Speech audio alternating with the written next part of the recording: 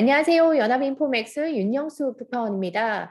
오늘 3대 지수는 모처럼 모두 상승을 했습니다. 제롬 파월 연준 의장의 인준청문회가 시장이 예상한 수준을 크게 벗어나지 않으면서 나스닥 지수는 이틀 연속 상승했습니다. 우선 시황부터 보고 가겠습니다. 개별 지수별로 보면 다우 지수가 0.51% 상승했고 S&P 500 지수는 0.92% 올랐습니다. 나스닥 지수는 1.4% 이상 올랐습니다.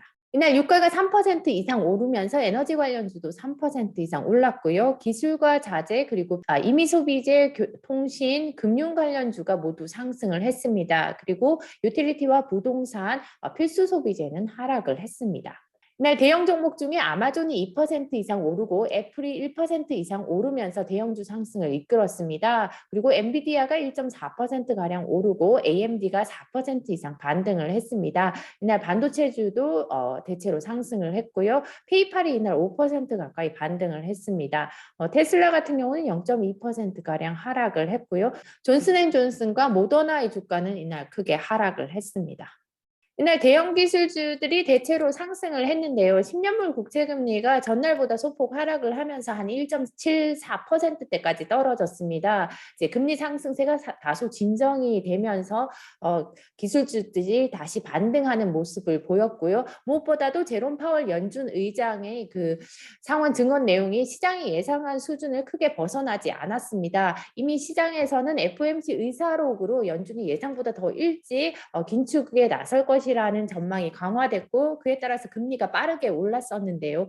그와 비슷한 수준의 어떤 발언들이 나오면서 오늘 파월 의장의 연설에서는 시장이 별로 놀라지 않았습니다. 이날 파월 의장 같은 경우는 시간이 지날수록 금리를 인상해야 한다면 우리는 그렇게 할 것이다 라고 얘기를 했는데요. 앞으로 더 공격적으로 금리를 인상할 필요가 있다면 그렇게 하겠다라는 뜻도 밝혔습니다. 그러면서도 우리가 인플레이션을 억제하기 위해서 도구가 있고 우리가 사용하는 주요 도구는 바로 금리 인상이다라는 언급도 했었는데요. 그리고 또 대차 대조표와 관련해서 구체적인 시기를 언급하지 않았지만 올해 어느 시점이라고 언급을 했습니다. 올해 어느 시점에 대차대조표를 축소하는 것을 시작할 수 있다라고 언급을 하면서 기존 FOMC 의사록에서 나왔던 부분이 재차 확인이 됐습니다. 이날 주가 반등은 최근에 그 10년물 국채금리가 너무 가파르게 오르면서 그에 따라서 기술주들이 크게 밀렸던 것이 다시 저가 매수세가 들어오면서 주가가 반등한 것으로 보입니다. BMO의 이안 린젠 씨는 파월이 이날 그 대차대조표가 올해 후반에 어느 시점에 일어날 것이라고 얘기한 것과 그리고 또 이제 정상화로 가는 길이 아직 멀었다라고 한 발언들을 모두 종합해 볼 때 이날 그 의장의 발언 자체는 소비자 물가 상승세에서 큰 반전이 있지 않다면 3월에 금리를 인상할 것이라는 이런 전망에 부합하는 발언이었다라고 얘기를 했습니다.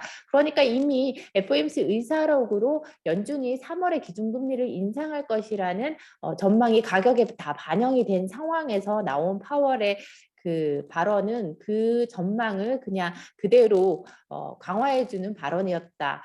그뿐이었다라고 평가를 하고 있습니다.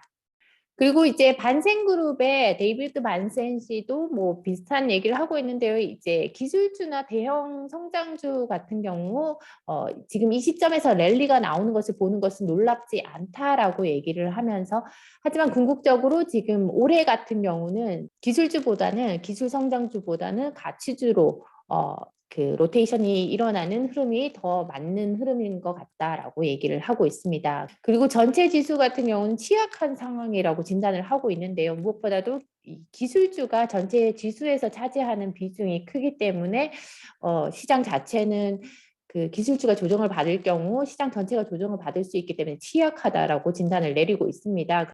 그렇지만 이러한 환경에서도 바텀업, 그러니까 상향식 종목 선택 자체가 충분한 기회가 될 수 있다라고 얘기를 하고 있습니다. 이제 상향식 종목 선택이라는 것은 일단 기본으로 돌아가서 이제 세세하게 기업의 펀더멘털부터 분석하는 그러한 식의 종목 선택 자체가 필요한 시점이라고 얘기를 하고 있습니다.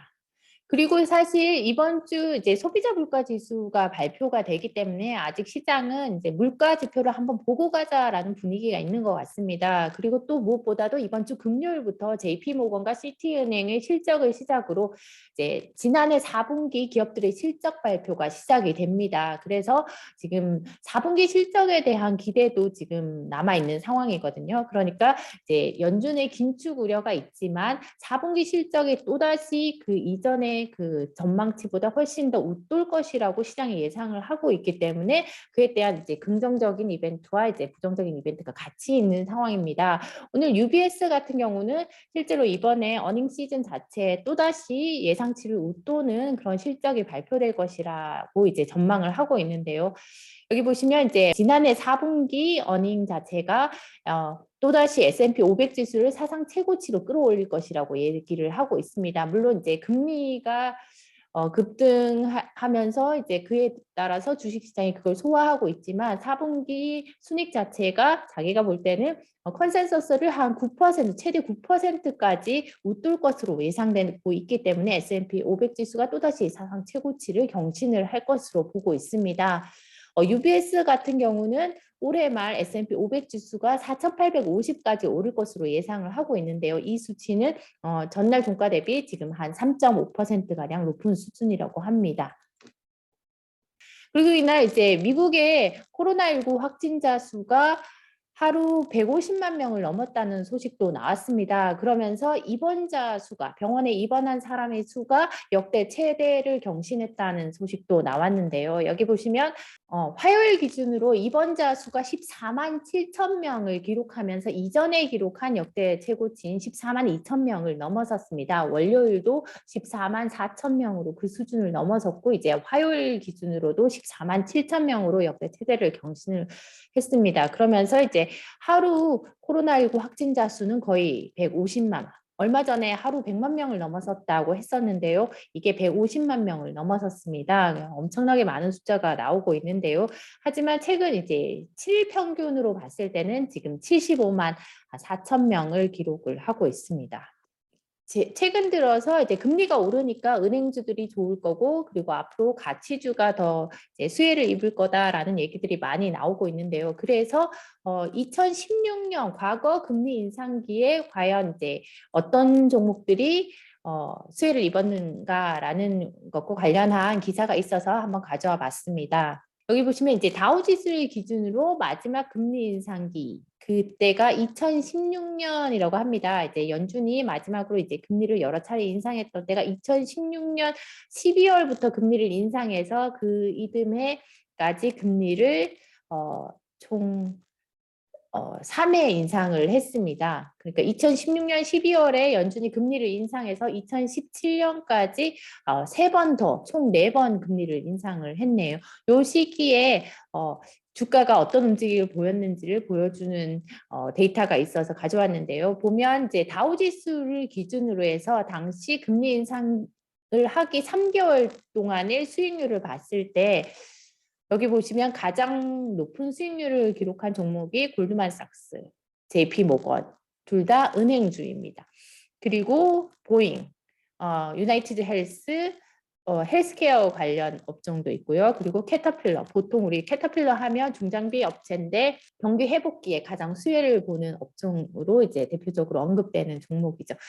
그리고 반대로 그때 그러니까 2016년 12월 첫 금리 인상 이전에 3개월 동안 수익률로 봤을 때 다우지수 내에서 가장 수익률이 낮았던 종목 5개를 봤더니 세일즈포스와 그리고 소프트웨어 업체죠. 그리고 P&G, 비자, 나이키, 암젠이 꼽혔습니다. 암젠 같은 경우는 주가가 3개월 동안 12%가량 하락을 했고요. 세일즈포스는 당시에는 다우지수에 편입이 되지 않았었는데 지금은 다우지수에 편입이 돼 있어서 지금 기준으로 해서 이제 수익률을 뽑아본 겁니다. 그럼 지금부터 오늘의 주요 기사를 자세히 들여다보겠습니다. 제롬 파월 미국 연준 의장이 경제에 더는 이례적인 연준의 지원이 필요하지도 그렇다고 경제가 이를 원하지도 않는다고 말했습니다. 파월 의장은 상원 인준 청문회에 출석해서 인플레이션이 예상보다 더 높은 수준에서 오래 지속되고 시간이 지남에 따라 금리를 더 인상해야 한다면 인플레이션을 되돌리기 위해서 연준의 도구를 사용할 것이라고 말했습니다.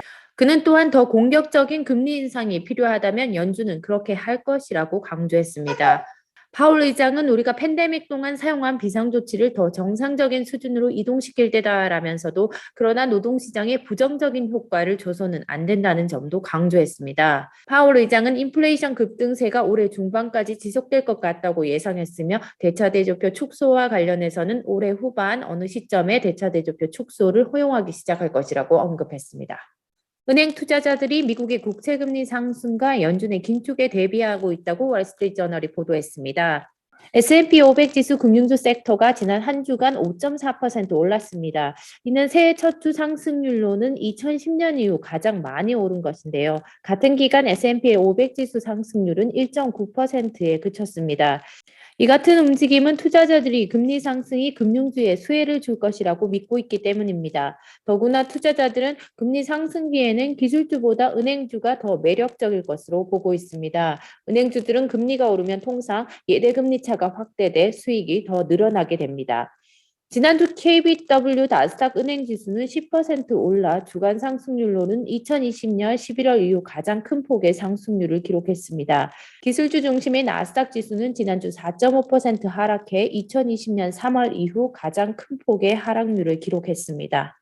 라파엘 보스틱 애틀란타 연은 총재가 오는 3월 FOMC 회의가 끝나자마자 금리를 인상할 가능성을 완전히 열어두고 있다고 말했습니다.